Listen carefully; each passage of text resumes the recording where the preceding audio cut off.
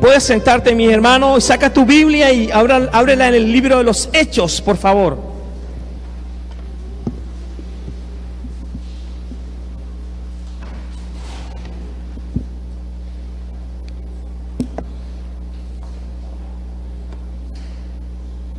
Libro de los Hechos, capítulo 2. Venimos hablando de la iglesia emergente, ¿verdad? Y hoy vamos a terminar el texto finalmente, pero hemos ahondado y hemos crecido cada vez más en ello. Y rogamos que Dios nos siga ayudando en este proceso, pero también que nosotros como iglesia podamos ser un instrumento para bendecir a otras personas y otras comunidades. Amén. Hechos capítulo 2, y la semana pasada quedamos en el verso 43. Vamos al verso 44 y 45. Por favor, abra su Biblia ahí, Hechos 2, 44 y 45, entendiendo la iglesia emergente. La semana pasada yo decía que del verso 43 hasta el 47 hay unas características peculiares o establecidas para la iglesia como tal, ¿verdad? Lucas nos muestra características y funciones de la iglesia primitiva. Versículo 44. Todos los que habían creído estaban juntos y tenían en común todas las cosas, comunión, y vendían sus propiedades y sus bienes y los repartían a todos según la necesidad de cada uno, ministerio o misericordia.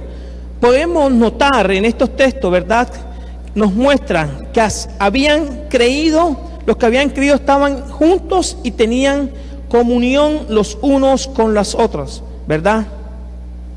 Demostrando la importancia del compañerismo que existía en la iglesia.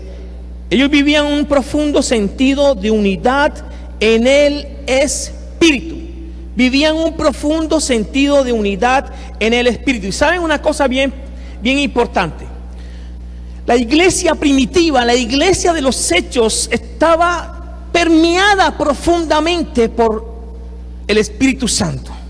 Ellos no andaban en la carne, ellos vivían en el Espíritu, ¿verdad? Y la dinámica, cuando tú dices, debemos volver a la iglesia primitiva, es volver a permitir que el Espíritu Santo nos dirija a nosotros, ¿verdad? Volvamos a eso.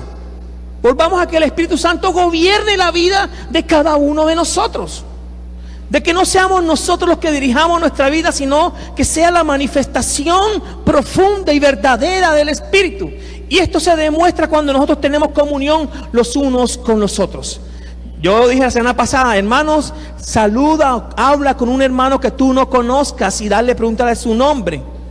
Algunos lo separaron y lo hicieron y compartimos. Espero que hayan compartido el café, el pastel o la merienda en la cafetería de atrás con la gente que usted no conoce o con la que no tiene mucha relación. Porque es fácil ser cristiano desde nuestra comunidad. Es fácil. Es fácil ser evangélico allí donde nadie me toca a mí. No perdamos de vista que la iglesia primitiva estaba cómoda. Y Dios, ¿qué permitió? Persecución. Para que salieran a predicar el evangelio. Pidió persecución para que salieran a cumplir lo que decía en Hechos 1:8. Y me seréis testigo en Jerusalén, en Judea y en Samaria y hasta el fin del mundo. Por esa obediencia de muchos o de pocos, usted y yo estamos hoy acá.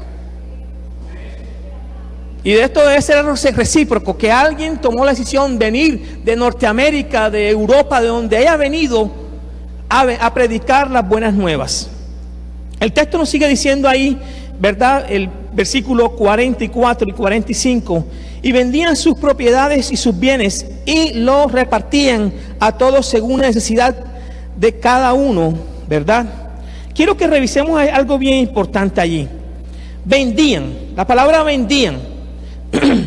Esto es un pretérito imperfecto. Esto quiere decir, el pretérito imperfecto, que esto se dio en ese momento y se sigue dando hoy, o se debería de seguir dando hoy. que los hermanos somos sensibles a la necesidad del otro hermano y decimos, oye, el hermano no tiene para el transporte, yo voy a ayudarle el transporte, toma. Oye, el hermano no tiene para el almuerzo, yo voy a invitarlo a almorzar. Esa debe ser la dinámica de nosotros como iglesia. No es venirnos, sentarnos aquí y salir pitados para donde vayamos ahora saliendo de acá. No, es compartir. La comunión es importante, hermano. No es venir a la iglesia, ya cumplí, vine a la iglesia y me tengo que ir porque tengo otras cosas. No, eso es religión. Eso es fanatismo. Eso es tradición. Pero la vida en la iglesia primitiva es vivir en la frescura del Espíritu Santo, que uno llega a la iglesia y se reunían allí, compartían los unos con los otros, ¿verdad? Tenían importancia y ellos hacían obras de misericordia dentro de la comunidad. Pastor, el otro día no tiene que comer, vaya donde el pastor para que el pastor te dé. Perdóname, nosotros lo hacemos acá, pero la intención es que tú digas, ¿sabes qué? Oye, voy a invitarlo a comer yo. Qué bonito es la dinámica de la iglesia primitiva. Pero es una iglesia que es guiada por el Espíritu. Yo quiero que revisemos algo más allí. Es una nota que coloqué aquí. Dice, los problemas financieros de los creyentes no fueron resueltos automáticamente o milagrosamente por el hecho de ser cristiano. Aún en la edad dorada de la iglesia había gente que necesitaba.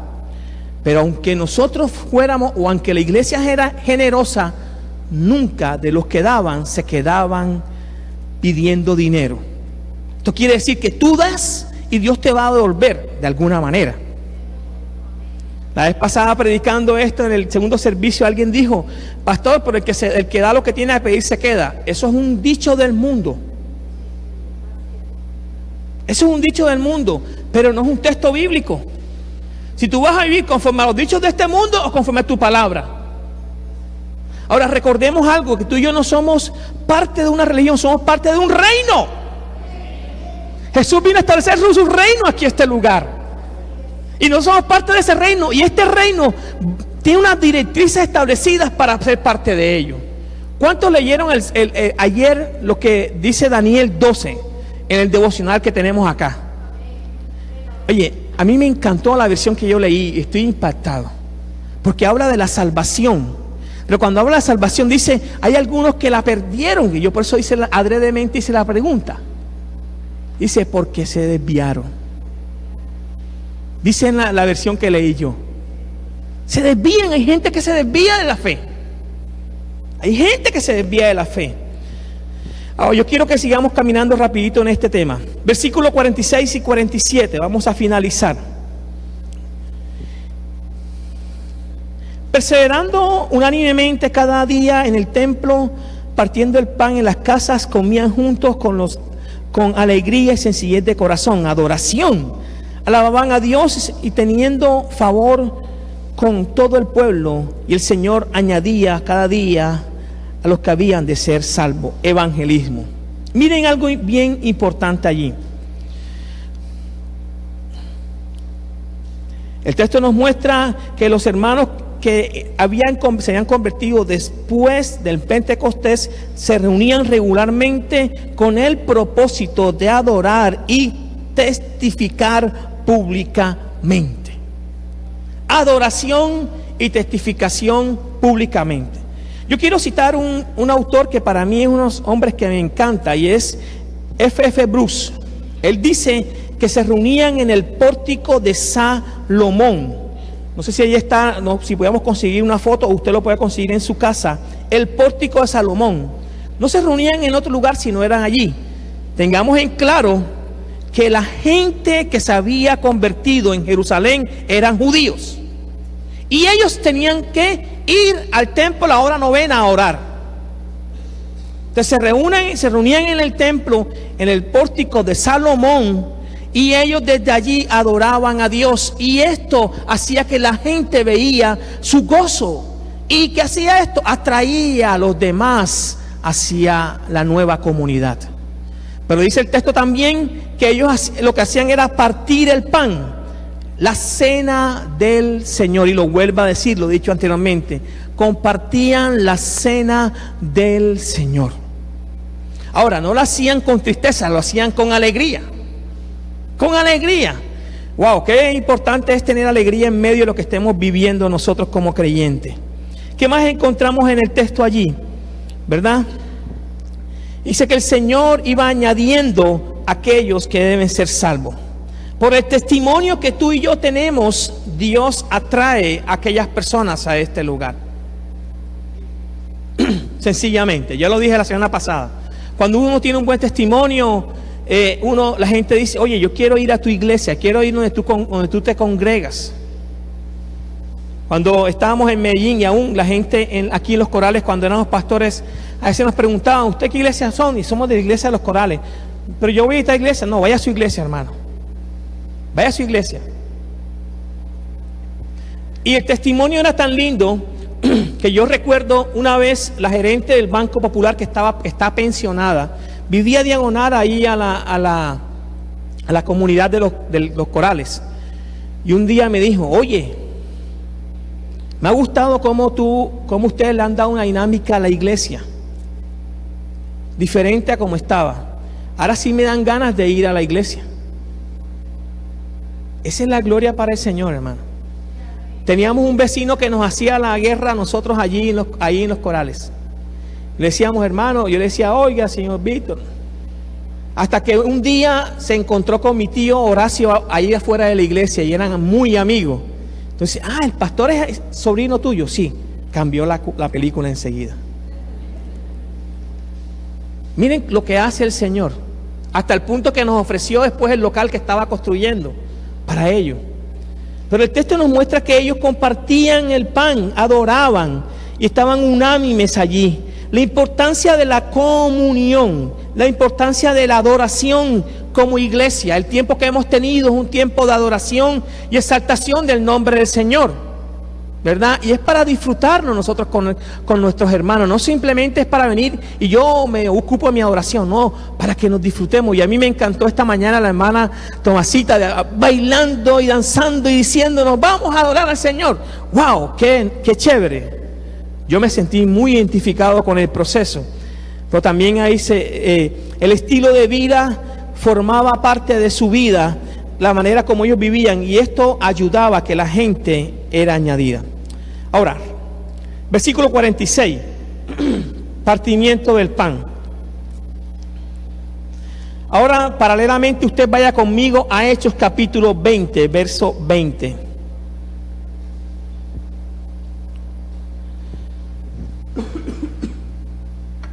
Hechos 20:20.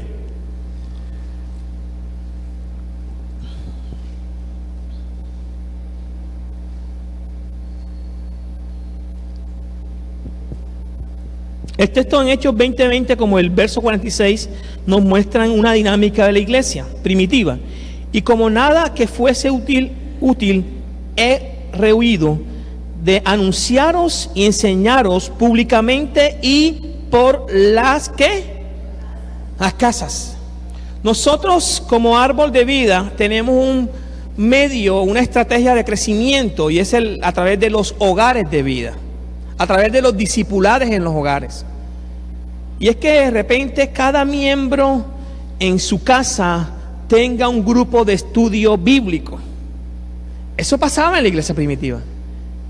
Y nosotros debemos de abrir nuestras casas para que la gente vaya y reciba del conocimiento del Señor. No, a mi casa nadie más, no. Yo veo la dinámica precisa en la iglesia primitiva. No tenían hogares de vida, tenían grupos de oración. Y lo que hacían en el culto, lo que hacían cuando se reunían, lo hacían también en los grupos pequeños también. Lo mismo. Ellos duplicaban lo que hacían en la reunión dominical o en la reunión que tenían ellos, lo hacían en los grupos pequeños. Y estos grupos pequeños lo que hacía es traer más gente por el testimonio y añadían entonces cada vez más al templo, a las reuniones que tenían ellos. No era simplemente un proceso de, la gente iba. Las casas son importantes. Tu hogar es un punto especial para que Dios añada cada vez más personas a la comunidad. Amén. Tenemos al hermano Emeterio. Él está encargado del grupo de hogares de vida. Pon tu casa a disposición para que abran un hogar de vida y mucha gente sea alcanzada para el Señor. Permítele que Dios te use tu vida. Simplemente lo que vas a abrir tu casa, decirle, hermano, yo quiero abrir mi casa, y vas a invitar a tus vecinos. Vamos a estudiar un texto bíblico. Y te enseñamos cómo vas a estudiar el texto bíblico o qué lección hacer. Y tú desde ahí comienzas a enseñar a otro. Ahora, yo digo lo que he venido diciendo de nuevo antes. ¿Y qué es? Cuando tú y yo damos, Dios pareciera que nos diera más. Porque cuando yo me pongo a enseñarle a alguien, yo estoy discipulando a 3 personas en este momento en la iglesia. Además de mis quehaceres como pastor, como padre, como esposo, como hijo. Yo discipulo a 3 personas.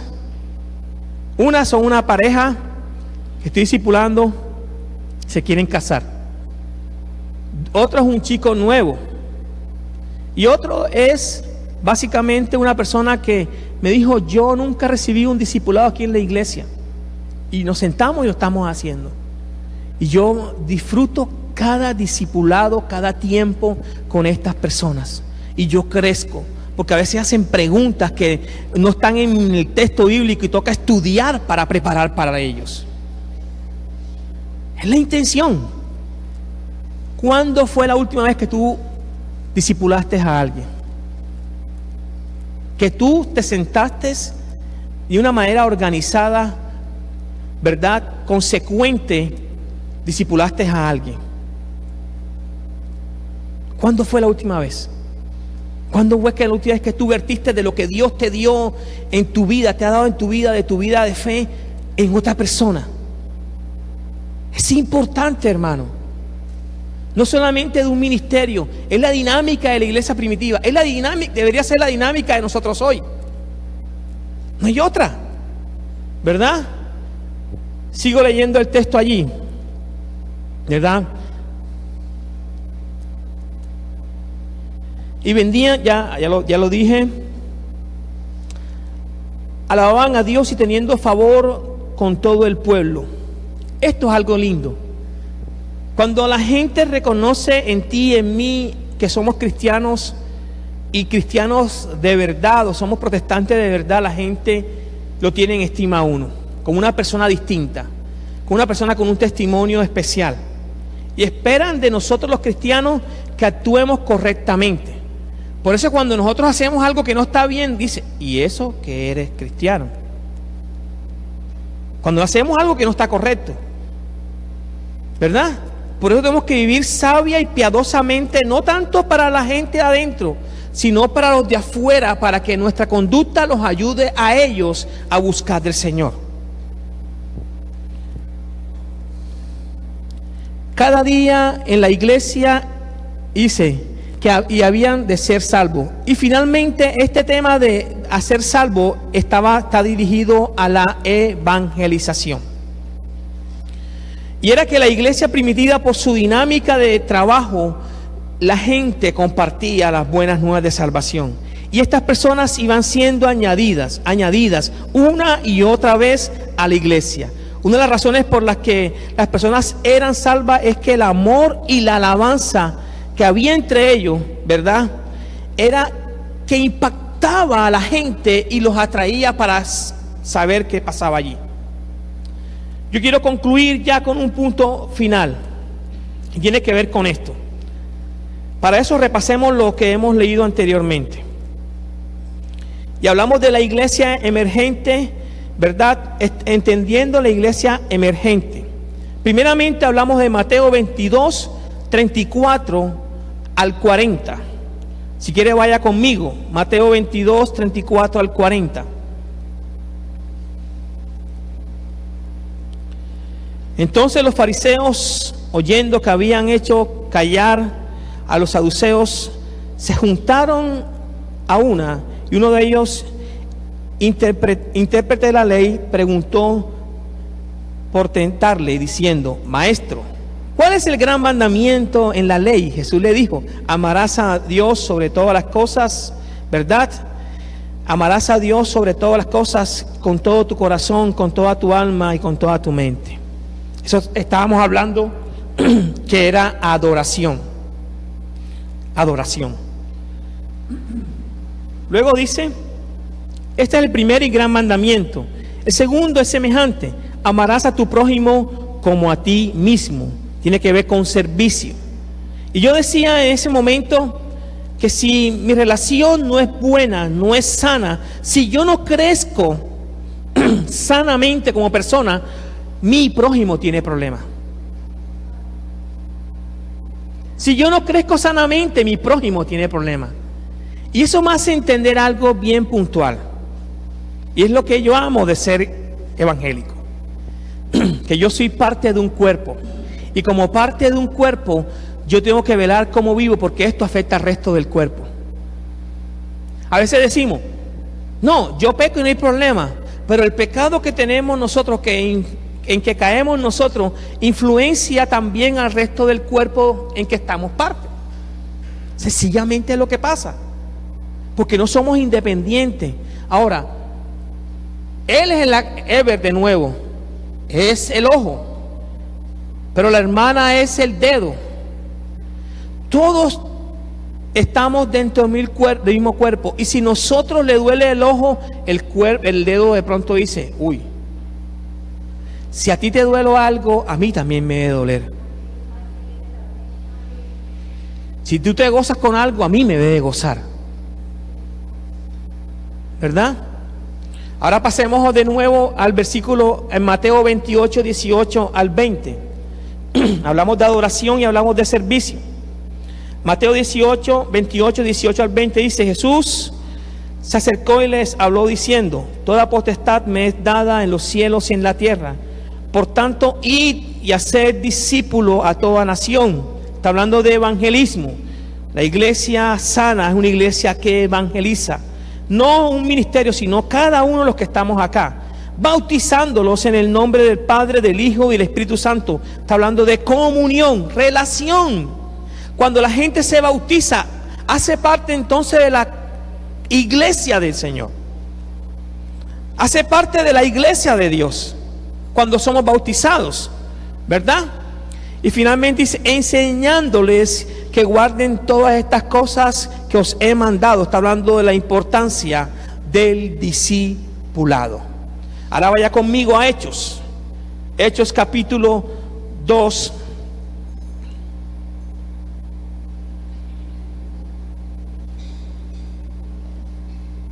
Y podemos encontrar en Hechos capítulo 2, verso 42 en adelante. Dice: y perseveraban en la doctrina de los apóstoles. Está hablando de la importancia de haber discipulado o de ser discipulado por alguien. Discipulado. Y perseveraban en la doctrina de los apóstoles, en la comunión unos con otros, en el partimiento del pan y las oraciones. Versículo 43. Y sobrevino temor a toda persona, y muchas maravillas y señales eran hechas por los apóstoles. Versículo 44. Todos los que habían creído estaban juntos y tenían en común todas las cosas. Está hablando de compañerismo. Entonces ya hablamos de discipulado, estamos hablando de compañerismo. El versículo 45 nos habla: y vendían sus propiedades y sus bienes y los repartían a todos según la necesidad de cada uno. Está hablando del servicio que debe haber en medio de nosotros. Versículo 46.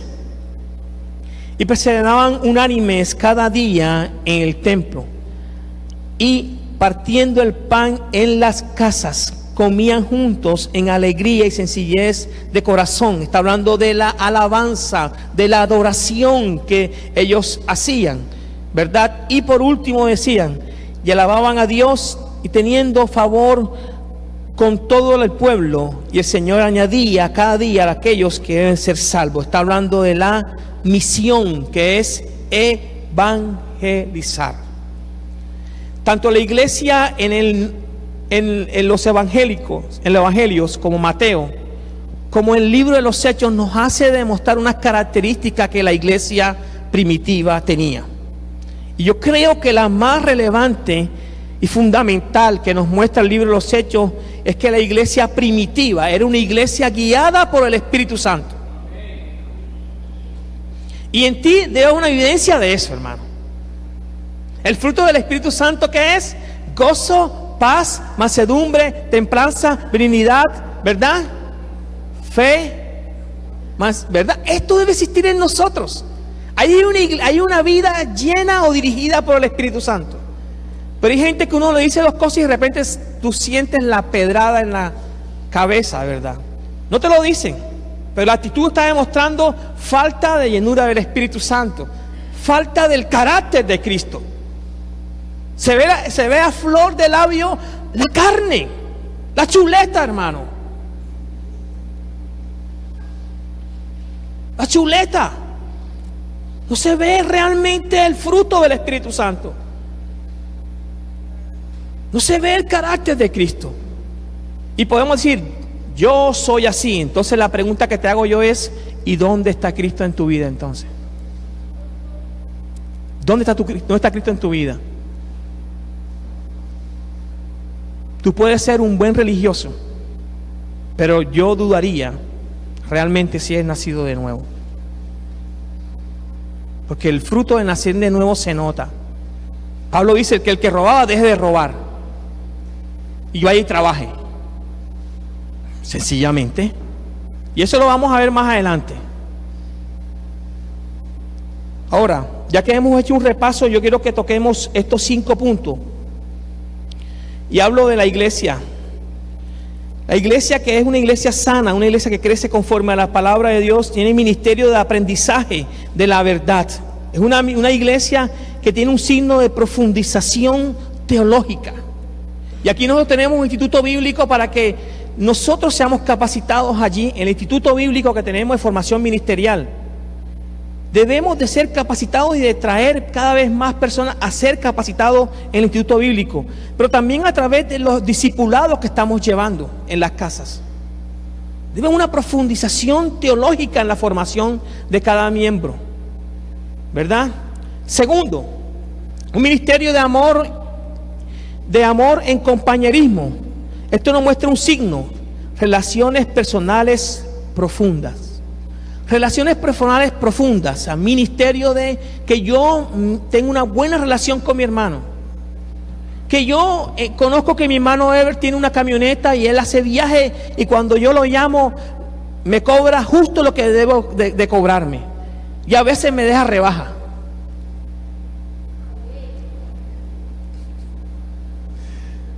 Pero que de repente Alejandro, que es un contador que realmente yo lo puedo recomendar porque hace las cosas correctamente.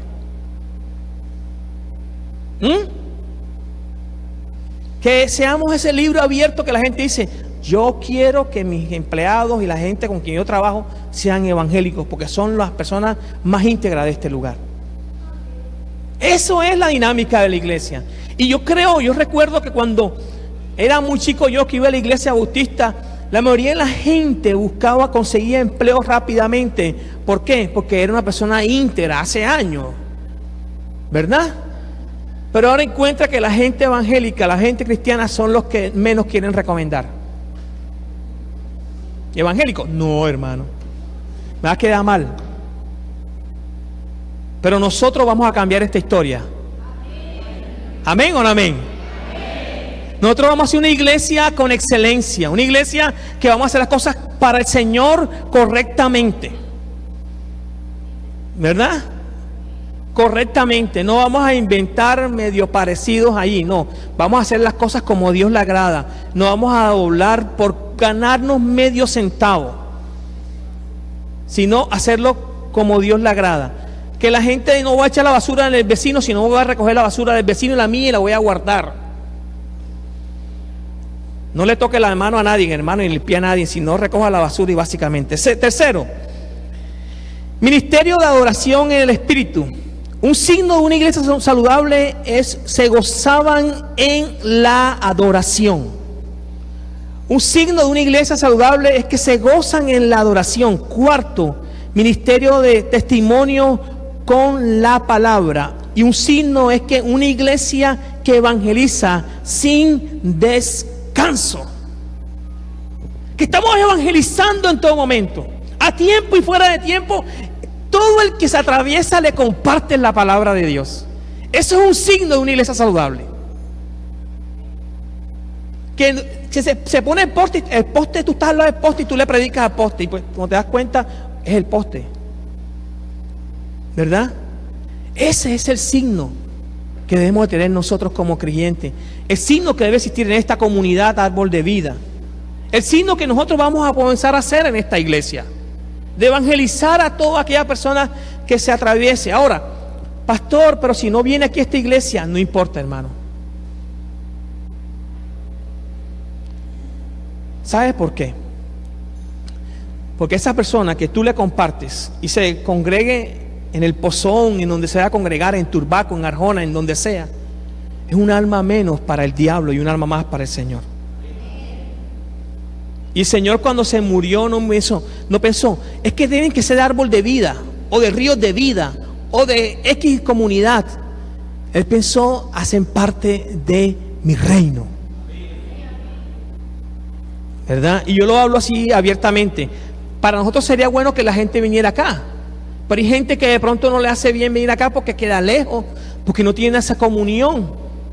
Y ahí es donde nosotros en las casas, la gente se reúne, y cuando ve esa coinonía y ese amor de hermandad, entonces dice, yo quiero ir a esa iglesia, yo quiero estar en ese lugar. No es que trayéndole al templo nada más, es cuando nosotros nos sentamos en la casa y le abro la Biblia. Nosotros tenemos dos parejas que estamos discipulando, mi esposa y yo, los miércoles en la noche a 7:30, y los jueves a las 7:30 tenemos otra pareja. Y he notado que los vecinos que viven al frente de mi casa, cuando llegan ellos salen a ver lo que estamos haciendo. Salen a ver siempre. Y yo de maldad prendo la lámpara del balcón para que vean bien.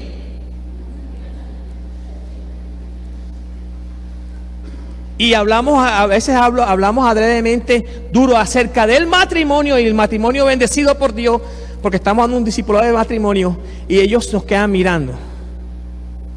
Y más de una vez he visto la intención de la esposa acercarse a mí, pero como la gente que no tiene a Cristo es muy orgullosa, entonces yo me he acercado porque, amor, acércate tú. Miren lo que hace un discipulado. Simplemente un discipulado. Por último, una característica de una iglesia sana es ministerio de servicio con hechos. Hermano, yo te amo, pero Dios te bendiga, voy a orar por ti. No. Hermano, yo te amo. ¿Qué necesitas? Necesito para el bus. Yo tengo 2,000 pesos. Vamos a cambiar billetes. Tú te quedas con 1,000, yo me quedo con 1,000. Y bueno, nos vamos a pie o miramos cómo hacemos para irnos. O nos comamos un pan cada uno y nos vamos a pie todos para la casa. Algo hacemos, ¿verdad? ¿Qué dice el texto bíblico? Que si tu hermano toca y te viene a pedir, ¿qué dice? Abre la puerta y darle. Eso lo dicen los evangelios. Pero es fácil decir, mi hermano está en problema, bueno, que el pastor resuelva, que la iglesia resuelva. No, tú y yo tenemos que resolver. Porque la iglesia primitiva hacía obra de misericordia. Desde la iglesia, desde adentro. No era un ministerio externo de la iglesia, era un ministerio implícito en la obligación que la iglesia primitiva tenía. Entonces, esta es una responsabilidad no solamente de un ministerio, es tuya y mía. Y qué bueno que la persona venga con el deseo de recibir algo y dice, sabes que yo fui a la iglesia y recibí la palabra de Dios y recibí además un abrazo. Hay gente que seguro viene a esta iglesia y que está sentado y necesita un abrazo, hermano. Hace rato no lo abrazan. O que le digan, sabes que tú eres una bendición. Simplemente a través de esta palabra. Y quiero repasar, y dice aquí, una iglesia sana, una iglesia que está establecida según la palabra de Dios, una iglesia que tiene un ministerio de aprendizaje de la verdad y demuestra un signo de profundización teológica. Una iglesia que tiene un ministerio de amor en compañerismo y tiene un signo de relaciones personales profundas. Tercero, un ministerio de adoración en el Espíritu. Y tiene un signo de gozo, de gozarse en la adoración. Cuarto, una iglesia que tiene un ministerio de testificar la palabra de Dios. Y tiene un signo de evangelismo sin descanso. Y por último, una iglesia que vive sana es una iglesia que tiene un ministerio de servicio con hechos. Sirve sacrificialmente. Ahora yo quiero que tú ores y revises si nosotros como iglesia somos así. Sigue la alabanza, sí, claro que sí. Oren ahí donde está tu hermano. Y revise si nosotros como iglesia somos así.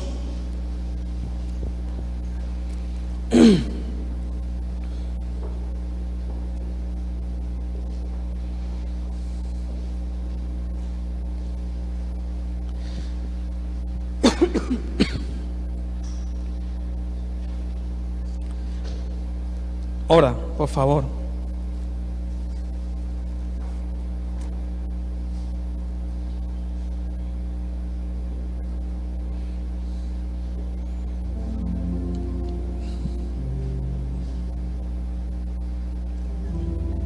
Gracias.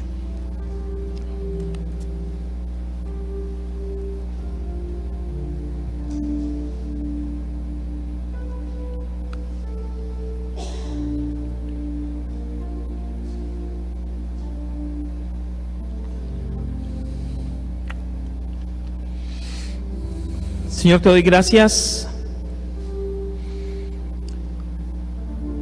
por la oportunidad que nos has dado de ser expuestos en tu palabra, pero también reconocer que nosotros como árbol de vida necesitamos ver más allá de nuestra individualidad y mirarnos como comunidad, Señor. Y es saber que la persona que está ahí a mi lado o que está a unos pasos es mi hermano. Y que necesitamos tener relaciones profundas, Señor. Profundas que lleven gloria, alabanza a tu nombre, Padre. Pero también, Dios, reconozco que nosotros necesitamos crecer en la ayuda a los necesitados, Señor. Una iglesia que por años ha ayudado a los necesitados ha sido esta, Señor.